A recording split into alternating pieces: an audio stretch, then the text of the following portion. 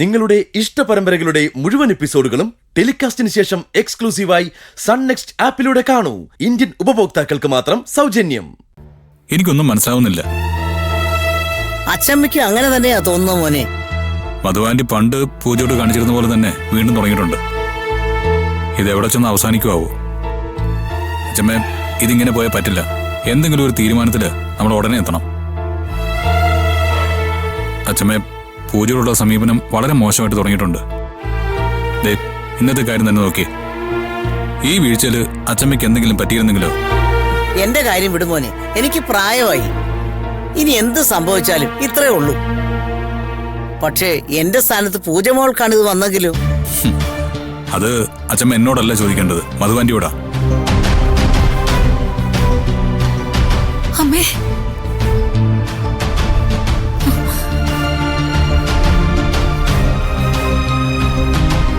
എങ്ങനെയുണ്ട്? വേദന ഉണ്ടോ? ഇല്ല മോളെ, കുഴപ്പമൊന്നുമില്ല. അമ്മേ, മധു ഇത് ചെയ്തിട്ടില്ല, നാണം ഇട്ടോണ്ടിരിക്കുക. പിന്നെ ആര് ചെയ്യാനാ ആന്റി? എന്തായാലും അമ്മയ്ക്കൊന്നും പറ്റിയില്ലല്ലോ. തൽക്കാലം അത്രയ്ക്ക് സമാധാനിക്കാം. പക്ഷേ ഏത് സമയത്തും എന്തും സംഭവിക്കാനുള്ള സാധ്യത വീട്ടിലുണ്ടെന്ന് പറയുമ്പോ എങ്ങനെ സ്വസ്ഥമായിട്ട് ജീവിക്കാൻ കഴിയും നന്ദനങ്ങളെ? ആക്സിഡന്റിന് മുമ്പ് എല്ലാവർക്കും പൂജയുടെ എന്തോ വലിയ സ്നേഹവും അടുപ്പമൊക്കെ ആയിരുന്നു. അത് കഴിഞ്ഞ് തിരിച്ചു വന്നതും ആളുകളുടെ സ്വഭാവം മുഴുവൻ മാറിപ്പോയെന്ന് പറയുമ്പോ ഞങ്ങളെ ഞാൻ എന്താ മനസ്സിലാക്കേണ്ടത്? അതിനെക്കുറിച്ച് സംസാരിക്കാൻ കൂടിയാ ഞാൻ വന്നത്. തൽക്കാലം നീ എൻ്റെ കൂടെ പുറത്തേക്കുന്നത് വാ.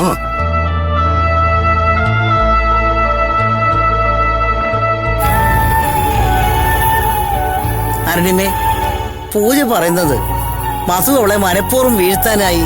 മനസ്സിലായമേ? പക്ഷേ മധു ഇത് എന്റെ അടുത്ത് ആണയിട്ട് പറഞ്ഞു. അവളത് ചെയ്തൊന്ന് വിശ്വസിക്കാൻ എനിക്കാവുന്നില്ല അരുണിമേ. കാര്യം അവള് പണ്ട് ഒരുപാട് കുഴപ്പങ്ങൾ ചെയ്തിട്ടുണ്ട്. പക്ഷേ ഇത്തവണത്തെ അവളുടെ ഏറ്റുപറച്ചിൽ സത്യമുണ്ടെന്നൊരു തോന്നൽ. ആത്മാർത്ഥമായിട്ട് അവള് പറയുന്നെന്ന് എനിക്ക് തോന്നുന്നു. അമ്മേ, അപ്പൊ പിന്നെ ആരിതൊക്കെ ചെയ്തു എന്ന് അമ്മ പറയുന്നേ?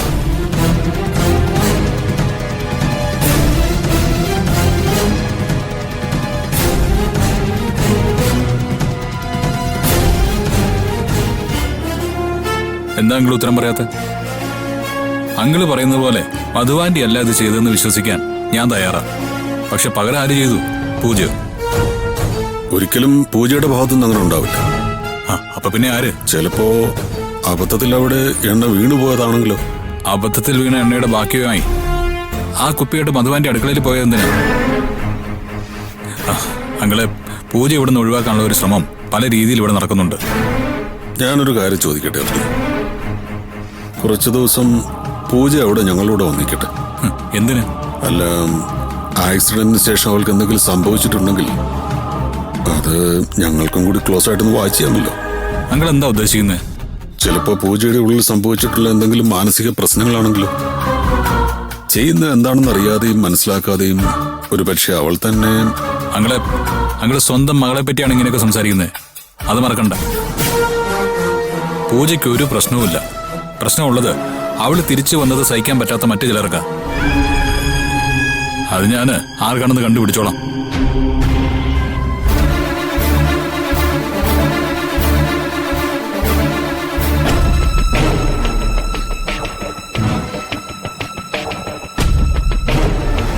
ദേ, എന്നെ ഭ്രാന്ത് പിടിപ്പിക്കരുത് കേട്ടോ. ഞാൻ ഇത്ര തവണ നിന്നോട് പറഞ്ഞതാ, ഇതൊക്കെ എനിക്ക് അയക്കുന്ന എന്തിനാ? എല്ലാം ഡിലീറ്റ് ചെയ്തെന്നാണല്ലോ നീ എന്നോട് പറഞ്ഞത്. ദേ, എത്രയും പെട്ടെന്ന് നിന്റെ ഫോണിൽ നിന്ന് ഇതൊക്കെ കളഞ്ഞേക്കണം. കളിക്കാൻ നിൽക്കരുത് കേട്ടോ. ഇത് ചെറിയ കാര്യമൊന്നും അല്ല. പ്ലീസ്. എന്നെ ചതിക്കാന്ന് കരുതിയാണോ ഇതെല്ലാം ചെയ്തത്? ഇങ്ങനെയൊക്കെ അഭിനയിച്ചത് ഇതിനാണോ? ദയവ് ചെയ്ത് ഞാൻ പറയുന്നൊന്ന് കേൾക്ക്. ഇതൊക്കെ പുറത്തിറങ്ങിയോ പിന്നെ ഞാൻ ജീവിച്ചിരിക്കില്ല. എല്ലാം അവസാനിപ്പിച്ചു വാക്ക് തന്നതാ നീ. ഇത് ചതിയാ. പ്ലീസ്, ഞാൻ പറയുന്നൊന്ന് കേൾക്ക്.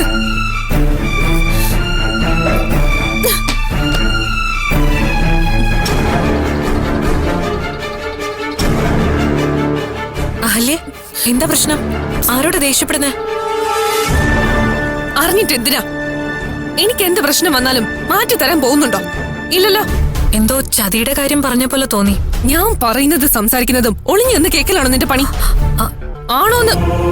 അല്ല.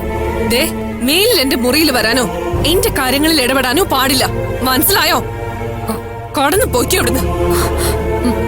മോളെ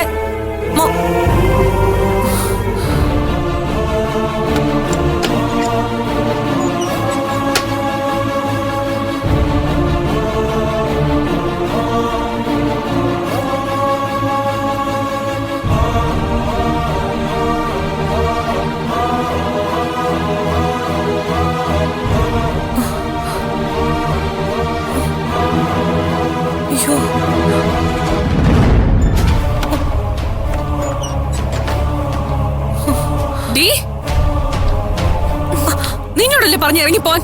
എന്ത് കാഴ്ച കാണാനടി എന്റെ ഫോൺ എടുത്ത് നോക്കിയത്? അല്ലേ ഈ ഫോട്ടോസ്? അതെ, ഫോട്ടോസാ. എന്റെ തന്നെ ഫോട്ടോസാ. എന്താ നിനക്ക് വേണ്ടേ? ഇതില് നിന്റെ കൂടെയുള്ള ചെറുക്കനാരാ? ആരായാലും നിനക്കെന്താ? മോളെ, ഇതൊരു ട്രാപ്പാണ്. പറഞ്ഞില്ലാന്ന് വേണ്ട. ആയിക്കോട്ടെ, ആ കെണിയിൽ ഞാൻ വീടാൻ മനഃപൂർവ്വം തീരുമാനിച്ചതാ. അപ്പോഴോ തീർന്നില്ലേ? അല്ലേ ഇറങ്ങി പോടി. അല്ലേ ഇറങ്ങി എന്താ ഇവിടെ പ്രശ്നം? ഒന്നുമില്ല. നിന്നെ എന്തിനാ ഇവിടെ പിടിച്ച് തള്ളിയത്? എന്റെ മുറിയിൽ അനാവശ്യമായി ആരും വരുന്നത് എനിക്ക് ഇഷ്ടമല്ല. ഈ മുറിയിലൊന്ന് കേറിയതിനാണോ നീ ഇവിടെ പിടിച്ച് തള്ളിയത്? എന്താ റാണി, വഴക്കിന് കാരണം എന്താന്ന് പറ. എന്ത് കാരണത്തിനാ ഇവിടെ നിന്നെ പുറത്താക്കിയത്? അതൊന്നുമില്ലമ്മേ. ഞാൻ ആ ബാത്റൂം ഉപയോഗിച്ചതാ. അതവക്ക് ഇഷ്ടായില്ല. ഇനി ചോദിക്കാതെ കയറില്ല കേട്ടോ. സോറി. ഒരു തവണ ബാത്റൂം ഉപയോഗിച്ചെന്ന് കരുതി ഇങ്ങനെ പ്രശ്നം ഉണ്ടാക്കണോ? സാരമില്ലമ്മേ. അവൾക്ക് അവളുടെ ബാത്റൂം വേറൊരാൾ ഉപയോഗിക്കുന്നത് ഇഷ്ടായിട്ടുണ്ടാവില്ല. അല്ലേ അല്ലേ? അമ്മ അത് വിട്ടേക്ക്. വാ വാമേ.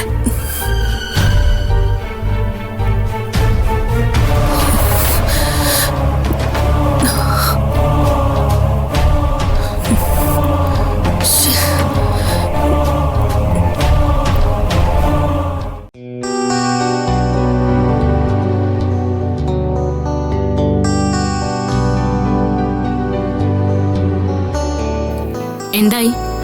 അവസാനം എണ്ണ ഒഴിച്ച് അച്ഛമ്മയെ വീഴ്ത്തിയത് ഞാനാണെന്ന് ഉറപ്പിച്ചു എല്ലാരും. അതെന്താ താൻ അങ്ങനെ പറഞ്ഞത്? അത് താനാണ് ചെയ്തതെന്ന് ഞങ്ങൾ ആരും വിശ്വസിക്കുന്നില്ല. ഈ ഞങ്ങളിൽ അച്ഛമ്മയുണ്ടോ? ഇല്ലല്ലോ. എനിക്ക് ഉറപ്പാ മധു ആന്റി ഇത് ചെയ്തേന്ന് അച്ഛമ്മ ഒരിക്കലും വിശ്വസിക്കില്ല. അത് തനിക്കെങ്ങനെ അറിയാം? ഞാനും ഉണ്ണുന്ന ചോറ് തന്നെയല്ലേ ചേട്ടാ. മധു ആന്റി ഇത് ചെയ്തേന്ന് ഞാൻ പറഞ്ഞപ്പോ അച്ഛമ്മ വിശ്വസിച്ചോ? ഇല്ലല്ലോ.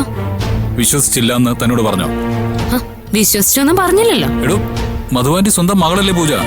അത് സമ്മതിക്കാൻ അച്ഛമ്മയുടെ മനസ്സ് സമ്മതിക്കുന്നുണ്ടാവില്ല. അത് പറ. അപ്പൊ അതാണ് കാര്യം. സ്വന്തം മകൾ എനിക്ക് വെച്ച കെണിയില് അച്ഛമ്മ വീണു എന്ന് സമ്മതിക്കാൻ പറ്റില്ല. അത് തന്നെ. ഞാൻ പിന്നെ പുറത്തുനിന്ന് വന്ന ആളാണല്ലോ. എടോ, അത് പറയരുത് പൂജ. എന്നെ പോലെയല്ലേ താനും? അച്ഛമ്മയ്ക്ക് അവരുടെ മകളുടെ മകളല്ലേ? മകന്റെ മകനേക്കാൾ മകളുടെ മകള് തന്നെയാണ് അച്ഛമ്മയ്ക്ക് വലുത്. പറയാൻ കൊള്ളാം. കാലങ്ങൾക്ക് ശേഷം വന്നു കയറിയ പേരക്കുട്ടിക്ക് അന്യ വീട്ടിൽ നിന്ന് വന്നു കയറിയ പെൺകുട്ടിയുടെ സ്ഥാനം തന്നെ ഉണ്ടാവും. താൻ എന്തൊക്കെയാണ് പറയുന്നത്? ഞാൻ പറയുന്നതാണോ ചേട്ടാ പ്രശ്നം? എന്നോട് കാണിക്കുന്നതിനൊന്നും ഒരു കുഴപ്പമില്ലേ? അപകടത്തിൽപ്പെട്ടങ്ങ് ചത്തുപോയാ മതിയായിരുന്നു ഞാൻ. താനെന്താണോ ഇങ്ങനെ? പണ്ടൊക്കെ എന്തൊക്കെ ഉണ്ടായാലും ചിരിച്ച് തള്ളിക്കളഞ്ഞിരുന്ന താനെന്താ ഇപ്പൊ ഇങ്ങനെ ഇമോഷണൽ ആവുന്നേ? പണ്ട് ഞാൻ എല്ലാം ഉള്ളിൽ ഒതുക്കി കടിച്ചമർത്തുമായിരുന്നു. അമ്മയ്ക്ക് എന്ത് തോന്നുന്നു? ഞാൻ അങ്ങനെ ഒരു മോശം പെണ്ണായിരുന്നോ? അങ്ങനെയാണെങ്കിൽ ഞാൻ എങ്ങനെയാണമ്മേ അങ്ങനൊരു ജീവിതത്തിലേക്ക് ചെന്ന് പെട്ടത്? എന്റെ മകൾ ഒരിക്കലും അങ്ങനൊരു കുട്ടി ആവില്ല, അതെനിക്ക് ഉറപ്പുണ്ട്. അപ്പോ ആ വീഡിയോയിൽ കണ്ടത്? അത് മോളാവില്ല. എങ്ങനെയൊക്കെയോ പഴയ ജീവിതം മറന്നു പോയാലും മറക്കാത്ത ഒന്നുണ്ട്, മനസ്സിന്റെ അടിസ്ഥാന സ്വഭാവം. മോളെപ്പോലൊരു പാവം കുട്ടിക്ക് ഒരിക്കലും ഒരു മോശം കുട്ടിയാവാൻ പറ്റില്ല. എന്റെ ചോദ്യത്തിന് പക്ഷേ അമ്മ ഉത്തരം പറഞ്ഞില്ല. ഞാൻ എങ്ങനെയാ അങ്ങനെ ഒരു ജീവിതത്തിലേക്ക് ചെന്ന് പെട്ടതമ്മേ? എനിക്കറിയുന്നിടത്തോളം കാര്യങ്ങള് ഞാൻ പറഞ്ഞു തരാം.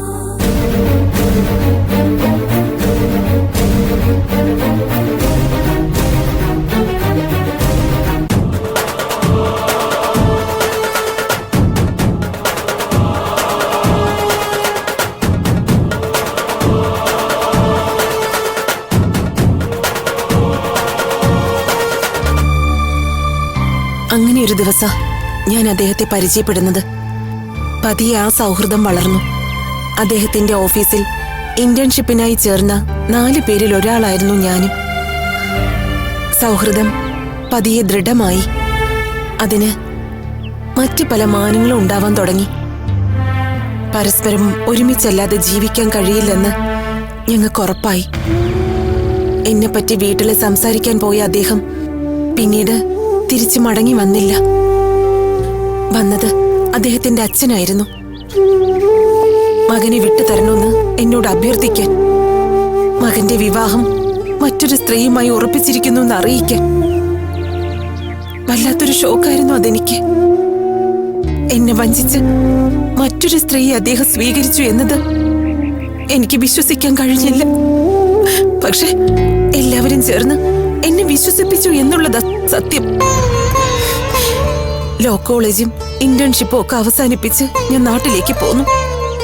പക്ഷെ അപ്പോഴേക്കും എന്റെ വയറ്റില് നീ ജന്മമെടുത്ത് കഴിഞ്ഞിരുന്നു. കാര്യങ്ങൾ അറിഞ്ഞ് ഹേമചന്ദ്രൻ ചേട്ടൻ അദ്ദേഹത്തെ കാണാൻ പോയി. അപ്പോഴേക്കും വിവാഹം കഴിഞ്ഞ് ഒരു പുതിയ ജീവിതം തുടങ്ങിക്കഴിഞ്ഞ അദ്ദേഹം ഏട്ടനെ ആട്ടിയിറക്കി വിട്ടുന്നാ ഞാൻ അറിഞ്ഞത്. ആ കുഞ്ഞു വളർന്നു, ഞാൻ പ്രസവിച്ചു.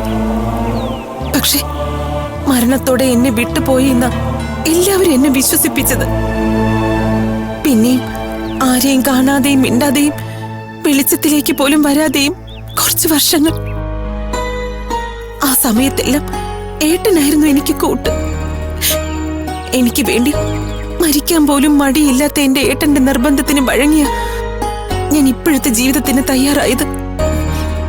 അങ്ങനെ ഒരു ജീവിതം എനിക്ക് ശരിയാവില്ലെന്ന് അറിഞ്ഞുകൊണ്ട് തന്നെയാ അച്ഛനും ഏട്ടനും വേണ്ടി ഞാൻ അതിന് തയ്യാറായത്. മദ്യം മണക്കുന്ന ഏതോ രാത്രികളിലെ ബലാത്കാരത്തിന്റെ പ്രതിഫലം 2 മക്കൾ. ആശിക്കാതെയും ഇഷ്ടപ്പെടാതെയും വന്നതുകൊണ്ടാവണം 2 പേരുടെയും ആദ്യത്തെ ശത്രു പെറ്റമ്മ തന്നെയായി മാറി. ഞാൻ പോലും അറിയാതെ മുന്നോട്ട് പോയ വർഷങ്ങൾ. കാലങ്ങൾക്ക് ശേഷം നീ ജീവിച്ചിരിപ്പുണ്ടെന്നും നിന്റെ സമ്മതമില്ലാതെ ഒന്നും വിൽക്കാനോ കൈമാറ്റം ചെയ്യാനോ പറ്റാത്ത വിധത്തിൽ അച്ഛൻ വിൽപത്രം എഴുതി വെച്ചിരിക്കുകയാണെന്ന് ഞാൻ അറിഞ്ഞു. ഒരു പക്ഷേ നീ വയറ്റിലൂറി എന്നറിഞ്ഞ നിമിഷത്തിന് ശേഷം, നിന്റെ കരച്ചിൽ ആദ്യമായി കേട്ട നിമിഷത്തിന് ശേഷം അമ്മ ഏറ്റവും കൂടുതൽ സന്തോഷിച്ചത് അപ്പോഴായിരുന്നു. പിന്നെ നിന്നെ കണ്ടുപിടിക്കണമെന്ന് മാത്രമായിരുന്നു അമ്മയുടെ ആഗ്രഹം. അത്ഭുതം പോലെ ഈശ്വരൻ എന്റെ മുന്നിൽ തന്നെ നിന്നെ കൊണ്ടുവന്ന് നിർത്തുകയും ചെയ്തു.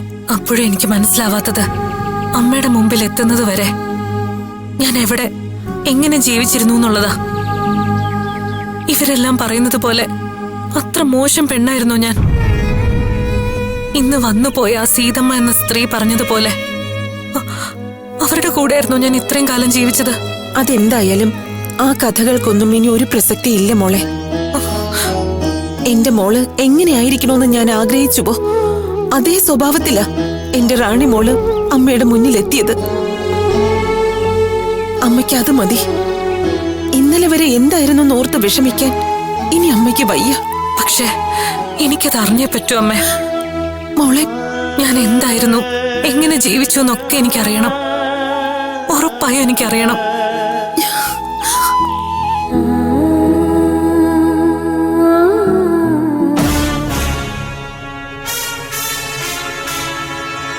നന്ദേട്ടൻ എന്താ ഒന്നും പറയാത്തെ?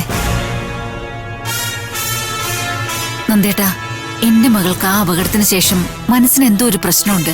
ഒരുപക്ഷെ പേടികൊണ്ട് വന്നതാവാം. അല്ലെങ്കിൽ ദിവസങ്ങളോളം ഓർമ്മയില്ലാതെ എവിടെയാണെന്ന് പോലും അറിയാതെ കഴിഞ്ഞതിന്റെയൊക്കെ പ്രശ്നവുമായിരിക്കാം. പക്ഷേ അതിനിപ്പോ ഇവിടെയുള്ളവർ കാണുന്നത് മറ്റൊരു രീതിയിലാണ് നന്ദേട്ടാ. അതെ, സൂര്യപ്രഭയിൽ വെച്ച് സ്വാമിജിയും പറഞ്ഞത് പൂജമോളുടെ മനസ്സിനെന്തോ പറ്റിയെന്നല്ലേ? അപ്പൊ മോളോടൽപ്പം കരുണയോട് പെരുമാറുകയല്ലേ വേണ്ടത്? അവൾക്കങ്ങനെ എന്തെങ്കിലും കുഴപ്പമുണ്ടെങ്കിൽ കൊള്ളാവുന്ന ഒരു സൈക്കോളജിസ്റ്റിന്റെ അടുക്കെ കൊണ്ടുപോകണം. അതല്ലേ ഇപ്പൊ നമ്മൾ ശരിക്കും ചെയ്യേണ്ടത്. പക്ഷേ അവന് പൂജമോള് സമ്മതിക്കുമെന്ന് തോന്നുന്നുണ്ടോ? അവൾക്കെന്തോ കുഴപ്പമുണ്ടെന്ന് നമ്മളോടി പറഞ്ഞ അവളത് എങ്ങനെ എടുക്കുക ഇപ്പോ? അതെ നന്ദേട്ടാ, അവൾക്ക് എന്തെങ്കിലും കുഴപ്പമുണ്ടെന്നല്ല. പക്ഷേ അവൾക്ക് പതിവിലും കൂടുതൽ പിന്തുണയും സ്നേഹവും കൊടുക്കണമെന്നേ ഞാൻ പറഞ്ഞുള്ളൂ. അത് ഇവിടെ നിന്ന് കിട്ടുന്നില്ല എന്ന് എനിക്ക് തോന്നുന്നു. അങ്ങനെയല്ല, പക്ഷേ എല്ലാവരും അവളോട് ഒരു സംശയത്തിന്റെ കണ്ണ് വെച്ച് പെരുമാറുന്നുണ്ടോ എന്ന് എനിക്ക് തോന്നുന്നുണ്ട്.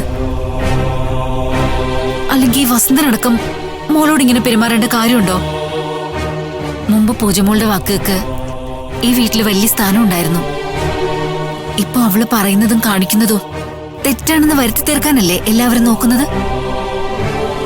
ഇപ്പൊ അമ്മയെ വീഴ്ത്തിയത് വരെ അവളാണെന്ന് പറഞ്ഞു വരുത്താൻ നോക്കിയില്ലേ? ഞാൻ മാധുരിയോടും മധുമതിയോടും ഒക്കെ സംസാരിക്കണോ? അവരോട് നന്ദേട്ടൻ എന്ത് സംസാരിക്കാനാ? നമ്മുടെ മോളോട് മോശമായിട്ട് പെരുമാറരുതെന്നോ? പിന്നെ അത് മതി പുതിയ പ്രശ്നങ്ങൾ ഉണ്ടാവാൻ. എന്നാ പിന്നെ ഒരു പോംവഴിയേ ഉള്ളൂ. പൂജയ്ക്ക് ഒരു പ്രശ്നമില്ലെന്നും അവൾ തീർത്തും പഴയതുപോലെ ആയെന്നും എല്ലാവർക്കും ബോധ്യമാവുന്നത് വരെ അവൾ നമ്മുടെ കൂടെ നിൽക്കട്ടെ. എന്താ? ഞാനും അതിനെപ്പറ്റി ആലോചിച്ചതാ. പക്ഷെ അമ്മ പറഞ്ഞത് കേട്ടില്ലേ? ഇവിടുന്ന് അമ്മ അവളെ തൽക്കാലം പറഞ്ഞേക്കൊന്നും തോന്നുന്നില്ല.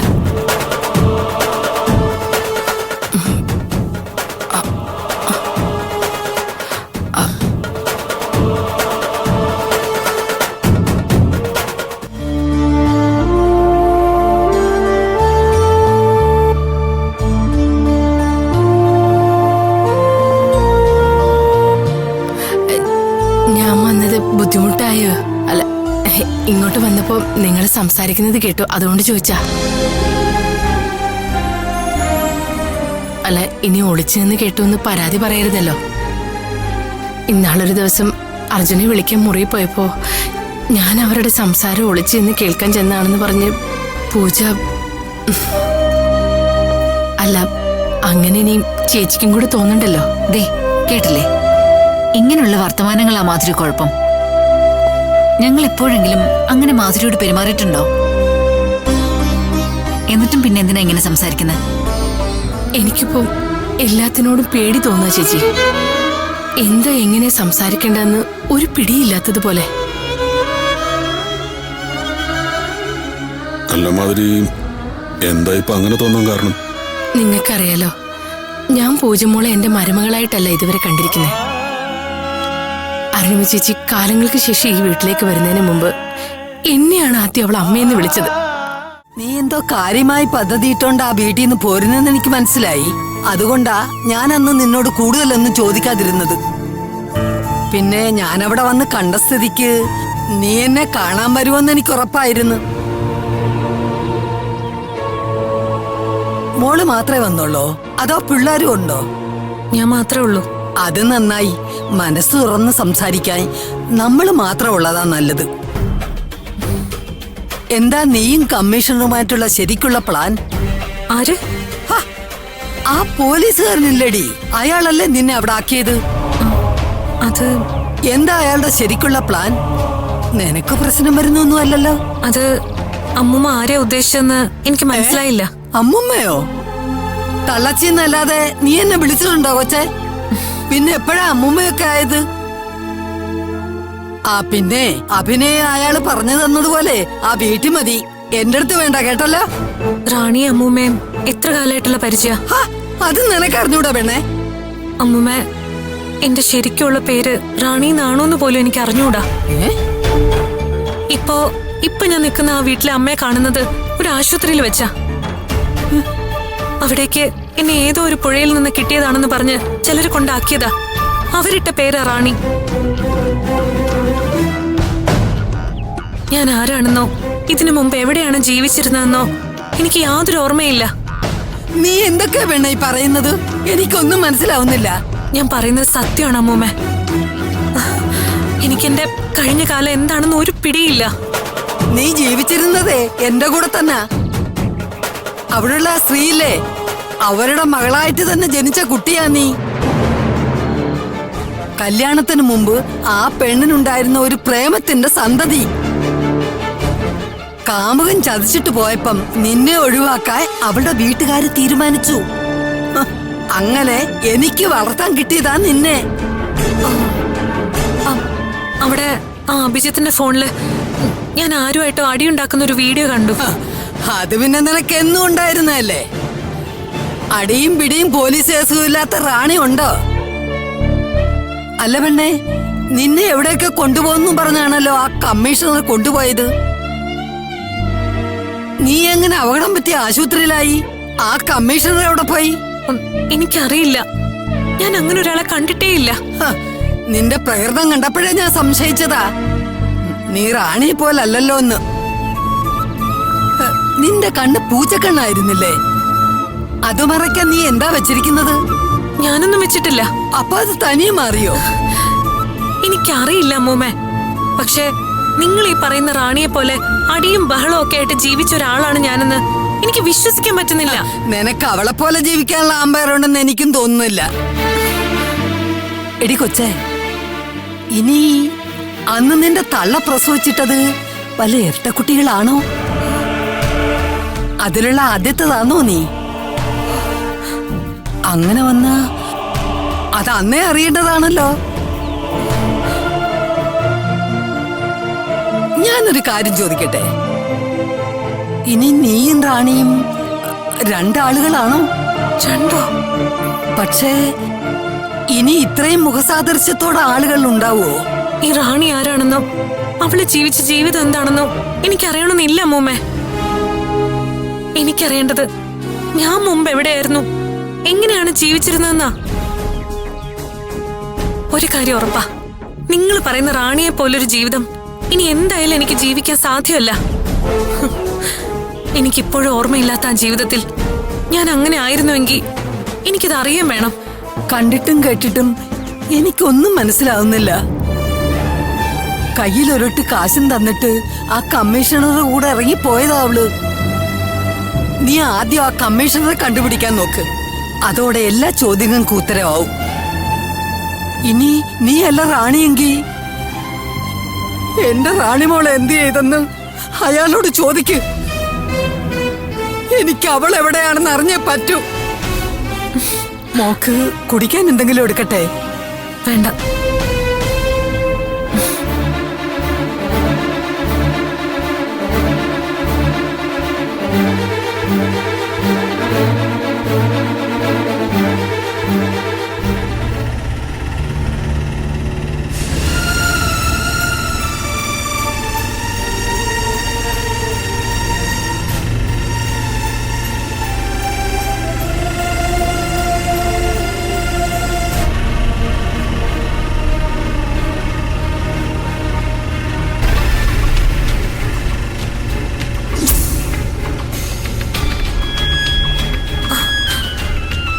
ചേട്ടാ, ഓട്ടോ നിർത്തൂ.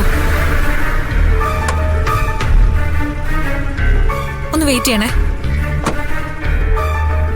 അവിനാഷേ, നീ എന്റെ ജീവിതം വെച്ചാ കളിക്കുന്നേ. മര്യാദയ്ക്ക് ഫോട്ടോസ് ഡിലീറ്റ് ചെയ്യ്. ഡിജിറ്റൽ കാലമല്ലേ മോളെ, നിന്നെ കാണിക്കാൻ വേണ്ടി ഡിലീറ്റ് ചെയ്താലും എനിക്കത് എപ്പോ വേണമെങ്കിലും റിട്രീവ് ചെയ്യാൻ പറ്റും. ആർക്ക് വേണമെങ്കിലും ഷെയറും ചെയ്യാം. എന്ത് കാര്യത്തിന് നീ എന്നോട് ഇങ്ങനെ ചെയ്യുന്നേ? നീ ഇങ്ങനെ ചതിക്കുന്നവനാണെന്ന് ഞാൻ അറിഞ്ഞില്ല. നീ കൂടുതൽ ചാരിത്രവതിയൊന്നും ചമയണ്ട. ചതിക്കും വഞ്ചനയ്ക്കും നീ ഒട്ടും മോശമല്ലല്ലോ. നീ ഞാൻ പറയുന്നത് പോലെ അനുസരിക്കും. അവിനാഷ് പ്ലീസ്. ഇല്ല, ഞാൻ പറഞ്ഞില്ലേ, നീ നേരെ ഞാൻ പറഞ്ഞിടത്തേക്ക് വാ. ഒരു പകലും രാത്രിയും നമുക്ക് കൂട്ടുകാരുമായിട്ട് അടിച്ചു പൊളിക്കാന്നേ. അതിനുശേഷം തിരിച്ചു പോരുന്നതിന് മുമ്പ് നീ തന്നെയല്ല നശിപ്പിച്ചേക്ക്. പിന്നീട് ഒരിക്കലും ഞാൻ നിന്നെ ശല്യപ്പെടുത്താൻ പറ്റില്ല. ഞാൻ അവർക്ക് വാക്ക് കൊടുത്തു പോയി, അതാ. നീ വാ.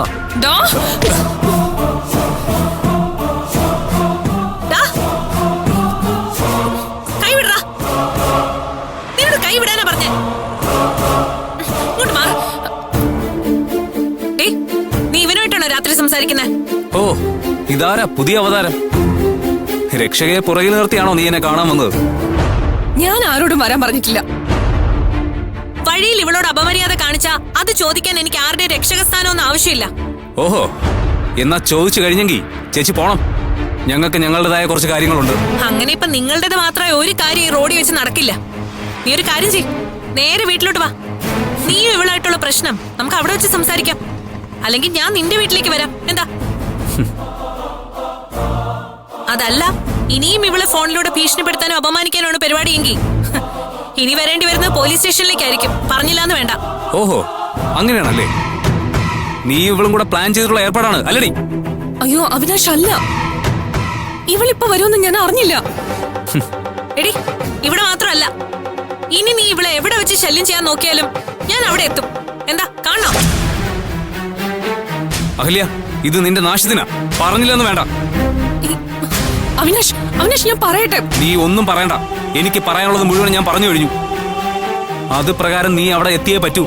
ഇല്ലെങ്കിൽ മോളെ, ആളുകൾക്കിടയിൽ നീ വല്ലാത്ത രീതിയിൽ അങ്ങ് ഫേമസ് ആവും. നീ ഒന്ന് ആലോചിക്കും. അവനെന്താ അങ്ങനെ പറഞ്ഞിട്ട് പോയത്? പറ. എന്നിട്ട് എന്തിനാ കൂടുതൽ കുഴപ്പത്തിലേക്ക് കൊണ്ടെത്തിക്കാനാണോ? ഞങ്ങളുടെ ജീവിതത്തിൽ ഇടപെടാൻ നീ ആരടി? സ്വന്തം കാര്യം നോക്കി ആ തള്ളയുടെ കൂടെ പോയി ഇരുന്നൂടെ? എന്തിനാ ഇങ്ങോട്ട് എഴുന്നള്ളുന്നേ? അഹല്യേ, അഹല്യ നിക്ക.